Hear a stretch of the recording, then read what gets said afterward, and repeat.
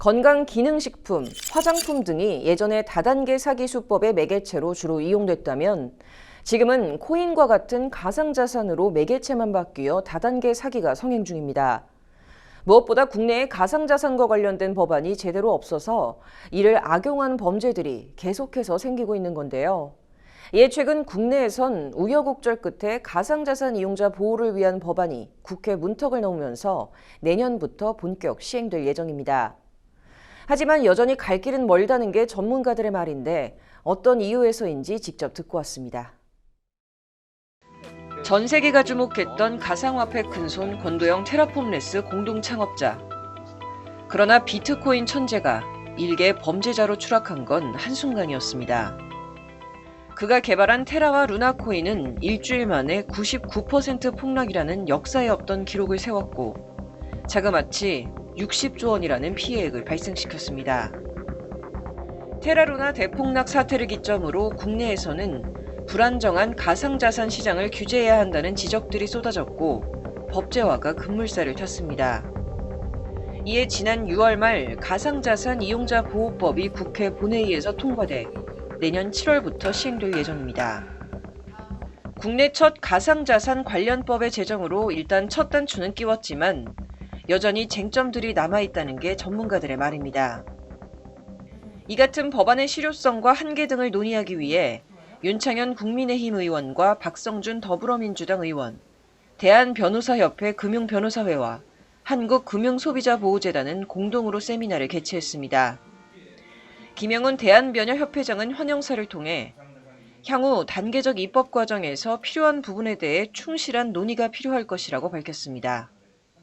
가상자산 이용자 보호법은 증권성 판단이나 상장과 발행 기준 등 쟁점이 되는 부분들이 포함되지 않았다는 점에서 그동안의 입법 공백을 메우기에는 부족하다는 평가를 받고 있습니다. 금융시스템의 안정성과 금융소비자 보호를 위해서는 현행 가상자산 이용자 보호법을 검토하고 향후 단계적 입법 과정에서 필요한 부분에 대한 충실한 논의가 필요합니다. 첫 번째 주제 발표를 맡은 황석진 동국대학교 국제정보보호대학원 교수는 2단계 입법 과정의 과제로 이용자 보호, 산업의 육성 진흥, 시장 감시 등 크게 3가지로 구분해 제시했습니다.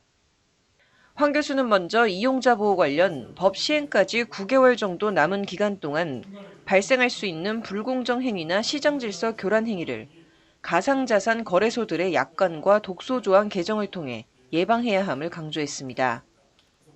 제일 중요한 건 먼저 이 법률 공백을 좀 차단해야 되는데요. 각 거래소마다 회원 약관이라든가 기본 약관을 통해서 회원의 권익을 지금 보호하고 있습니다. 근데 자세히 보시면 대부분의 약관이 불공정, 면책 조항이 너무 많습니다. 이런 면책 조항이라든가 독소 조항을 이번 기회에 좀 찾아내가지고 좀 개선하는 것입니다. 또 황 교수는 산업 육성과 진흥을 위해선 가상자산 사업자를 보다 세부적으로 규정해 범위 자체를 재정립하는 것이 중요하다고 말했습니다. 마지막으로 시장 감시를 위해서 자율규제기관 법정화가 이루어져 자체적으로 가상자산법 준수 여부에 대한 자율적인 감시가 가능해지도록 해야 한다고도 제언했습니다.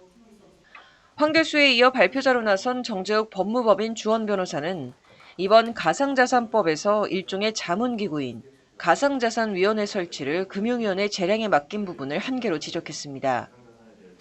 특별만 적은 가상자산위원회 설치가 재량 사항으로 되어 있습니다. 의무는 아니고요. 유연하게 운영되면 실제 이 법을 만들었던 목적에 부합하게 되지 않을까.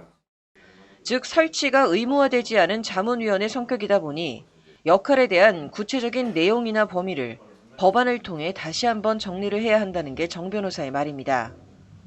특히 정 변호사는 가상자산법 7조에서 규정하는 가상자산 실질적 보유 원칙에 대한 정확한 법령 해석이 선제돼야 할 것임을 설명했습니다.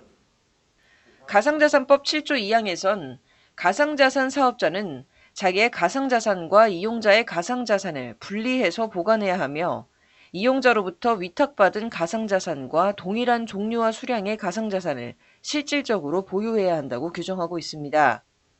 이 조항만 놓고 보면 업자가 제3자에게 재위탁하거나 재보관을 하는 경우 위법이 될 수 있습니다. 그런데 같은 법 7조 4항에선 가상자산 사업자는 이용자의 가상자산을 대통령령으로 정하는 보안 기준을 충족하는 기관에 위탁하여 보관할 수 있다고 명시돼 있어 이 항과 해석적으로 충돌이 생기는 겁니다. 이에 대해 정 변호사는 조항 간 해석적 충돌에 대해 살펴볼 필요가 있다고 말했습니다. 2항 내용을 읽어보면 실질적으로 내가 보유를 해야 되니까 내가 임의적으로 막 운용을 하거나 임의적으로 고객 자산을 다른 데 맡겨서 뭐 이익을 본다든가 이런 것들은 하기 어려워지는데 사항에서는 명시적으로 일정한 보안 기준 충족하는 곳에는 가상자산 사업자가 내가 보유하고 있는 가상자산을 보유를 위탁할 수 있다고 되어 있기 때문에 실질적 보유 원칙에 대한 좀 적정한 해석이 필요하지 않을까. 한편 이번 제정안을 통해 가상자산 업권에 대한 감독 권한을 부여받은 금융위원회는 하위 규정 마련에 속도를 낼 방침입니다. 법률방송 신세아입니다.